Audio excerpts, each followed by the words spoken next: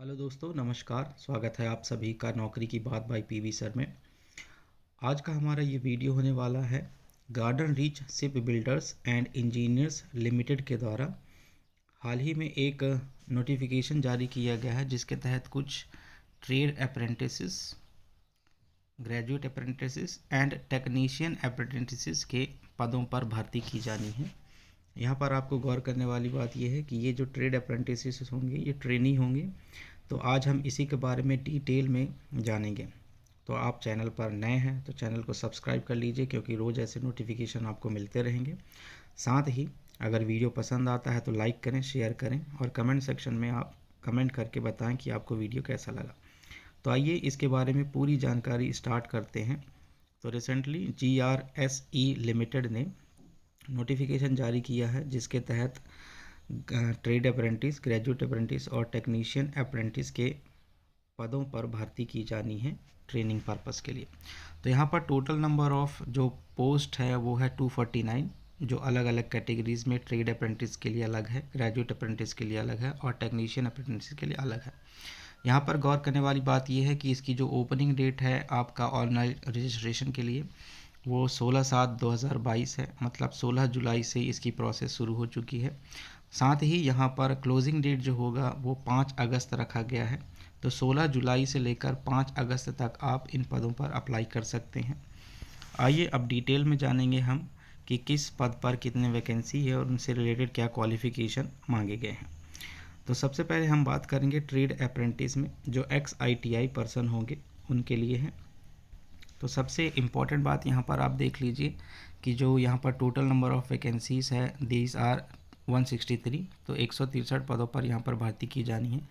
और यहाँ पर आपको डेजिग्नेटेड ट्रेड बताया गया है, मतलब किस ट्रेड में आपको भर्ती किया जाएगा और उसी ट्रेड से रिलेटेड आपके पास NTC सर्टिफिकेट होना चाहिए।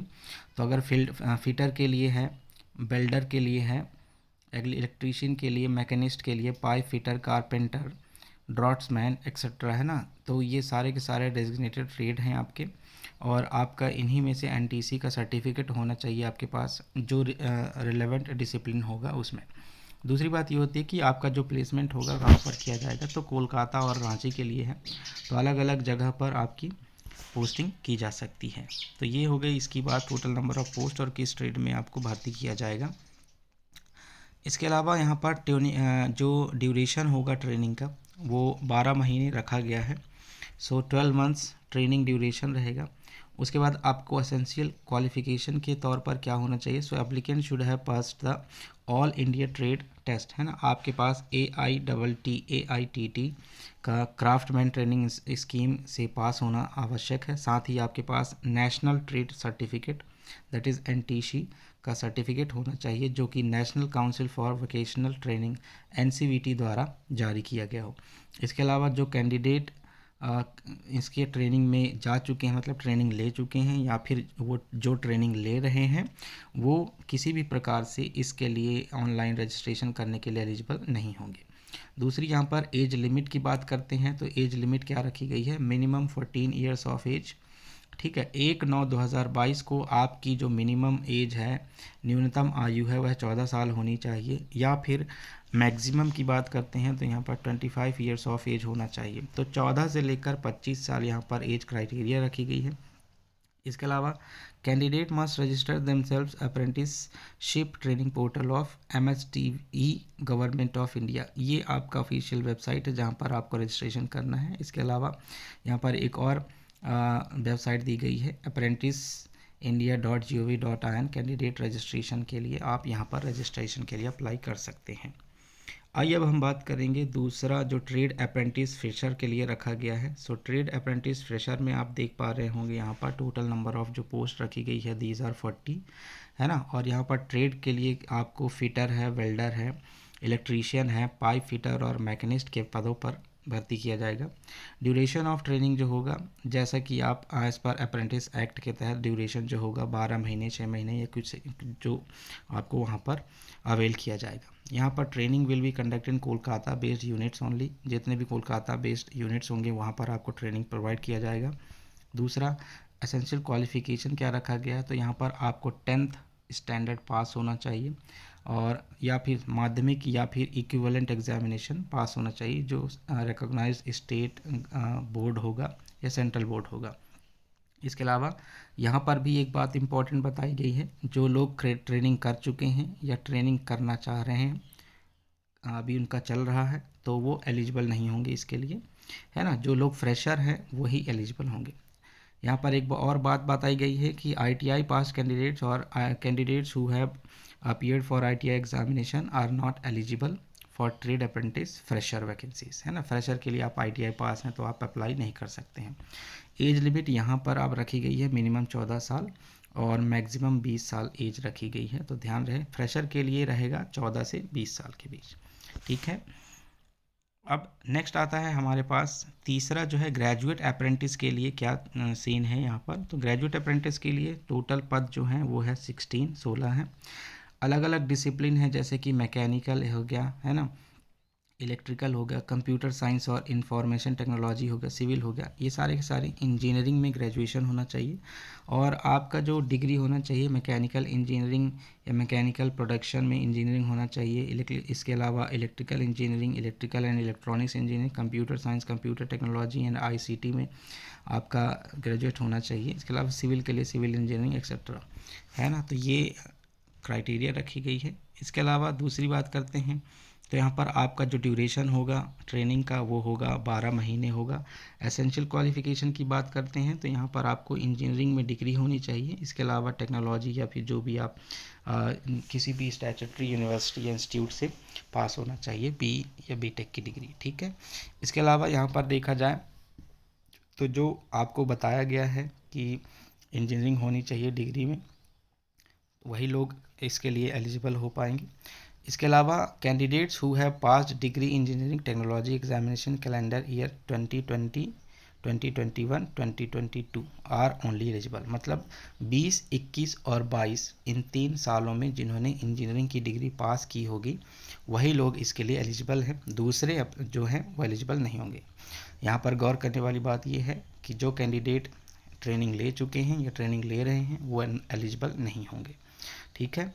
इसके अलावा students who have completed post graduate qualification in engineering, जिनके पास ME, MTech या MBA हैं वो एलिजिबल नहीं होंगे, ठीक है। और यहाँ पर कोलकाता में आपकी ट्रेनिंग कराई जाएगी। गौर करने वाली बात यहाँ पर एज लिमिट की है, तो मिनिमम 14 साल रखा गया है और मैक्सिमम 26 साल रखा गया है। तो आपने देखा तीनों पदों के लिए अलग अलग एज क्राइटेरिया रखा गया है, ठीक है। इसके अलावा और क्या इंपॉर्टेंट चीज़ें हैं, जैसे टेक्नीशियन अप्रेंटिस है। टेक्नीशियन अप्रेंटिस के लिए टोटल नंबर ऑफ़ जो वैकेंसी है वो 30 रखा गया है। और यहाँ पर भी आप देख पा रहे हैं कि मैकेनिकल के लिए, इलेक्ट्रिकल के लिए, इलेक्ट्रॉनिक्स एंड टेलीकम्युनिकेशन के लिए और सिविल के लिए रखा गया। और इसी रेलेवेंट डिसिप्लिन में आपके पास क्या होना चाहिए, डिग्री होना चाहिए, डिप्लोमा होना चाहिए, ठीक है। ट्रेनिंग का जो ड्यूरेशन होगा यहाँ पर भी 12 महीने रखा गया है। और आपके लिए जो एसेंशियल क्वालिफ़िकेशन है तो आपके पास डिप्लोमा इन इंजीनियरिंग होना चाहिए किसी भी स्टेट काउंसिल या बोर्ड से। और यहाँ पर जो भी आप क्राइटेरिया फिल कर रहे हैं वही आप एलिजिबल माने जाएंगे। मतलब आपके पास डिप्लोमा जो 20, 21, 22 में डिप्लोमा पा चुके होंगे वही एलिजिबल होंगे। इसके अलावा जो ट्रेनिंग कर चुके हैं, कर रहे हैं, वो एलिजिबल नहीं होंगे, ठीक है। तो ये इम्पॉर्टेंट चीज़ें थी जो इनसे रिलेटेड थी, ठीक है। एज लिमिट यहाँ पर भी 14 से 26 साल रखी गई है। हाँ, एक बात और है जो एज रिलैक्सेशन से रिलेटेड है। सो एज रिलैक्सेशन आप देख पाएंगे कि यहाँ पर SC कैटेगरी के लिए और ST कैटेगरी के लिए, मतलब शेड्यूल कास्ट और शेड्यूल ट्राइब्स के लिए 5 साल की एज रिलैक्सेशन रखी गई है। OBC नॉन क्रीमी लेयर के लिए 3 साल रखी गई है। और जो फिज़िकली हैंडीकैप्ड हैं या PH कोटा से आते हैं उनके लिए 10 साल रखी गई है। तो यहाँ पर एज रिलैक्सेशन भी आपको प्रोवाइड किया गया है। इसके अलावा जो रिजर्वेशन पॉलिसी है वो आपको as per the government rules के हिसाब से अप्लाई किया जाएगा। एक बात इम्पॉर्टेंट है कि यहाँ पर एप्लीकेशन प्रोसीजर बताई गई है। तो जब आप इसका ऑफिशियल नोटिफिकेशन देखेंगे तो उसमें पूरी एप्लीकेशन प्रोसीजर दिया गया है, इंस्ट्रक्शन दिए गए हैं क्या क्या फॉलो करना है आपको। तो जैसे अगर हम बात करते हैं एप्लीकेशन प्रोसीजर की, तो इसका डिटेल्ड एडवर्टीज़मेंट जो है वो www.grse.in में आपको यहाँ पर मिल जाएगा, सारी की सारी डिटेल्स मिल जाएगा। ऑनलाइन एप्लीकेशन प्रोसेस जो होता है वो ऑनलाइन एप्लीकेशन भरने के बाद आप GRSE की वेबसाइट से ही कर पाएंगे। और वहाँ पर गाइडलाइंस टू अप्लाई ऑनलाइन में जाकर आप अपनी पूरी डिटेल्स भर सकते हैं और पढ़ सकते हैं किस प्रकार से आपको अप्लाई करना है। ठीक है, ध्यान देने वाली बात यह है कि आप लास्ट डेट का अवश्य ही ध्यान रखें, जो कि 5 अगस्त को रखा गया है। 5 अगस्त 2022 लास्ट डेट है। ठीक है, तो आई होप कि आप सभी को यहाँ पर चीज़ें समझ में आ गई होंगी। इससे रिलेटेड कुछ और इम्पोर्टेंट बात करते हैं। जैसे कि यहाँ पर स्टाइपेंड की बात करते हैं, तो जब आप ट्रेनिंग पर्पस में रहेंगे तो स्टाइपेंड आपको दिया जाएगा पर मंथ के हिसाब से। सो ट्रेड अप्रेंटिस के लिए यहाँ पर ट्रेड अप्रेंटिस के लिए रखा गया है, जो फ्रेशर रहेंगे वो कोलकाता प्लेसमेंट होगा, तो उनके लिए फर्स्ट ईयर में 6,000 रुपये स्टाइपेंड रखा जाएगा। सेकेंड ईयर में 6,600 प्रोवाइड किया जाएगा। ट्रेड अप्रेंटिस एक्स ITI के लिए कोलकाता और रांची में इनकी यूनिट रहेगी, तो इनको 7,000 से 7,700 तक स्टाइपेंड मिलेगा हर महीने। ग्रेजुएट अप्रेंटिस की बात करते हैं तो यहाँ पर जो कोलकाता में रहेंगे 15,000 इनको मंथली स्टाइपेंड मिलेगा। टेक्नीशियन अप्रेंटिस की बात करते हैं तो कोलकाता के लिए 10,000 रखा गया है और रांची के लिए 9,000 रखा गया। तो इस प्रकार ये मंथली स्टाइपेंड भी आपको मिलेगा ट्रेनिंग के दौरान। ठीक है, तो आई होप कि आपको ये जानकारी अच्छी लगी होगी।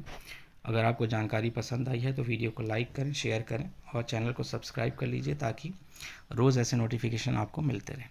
धन्यवाद आप सभी का। मिलते हैं जल्द ही नए नोटिफिकेशन के साथ। तब तक अपना ख्याल रखें, खुश रहें। Thank you everyone.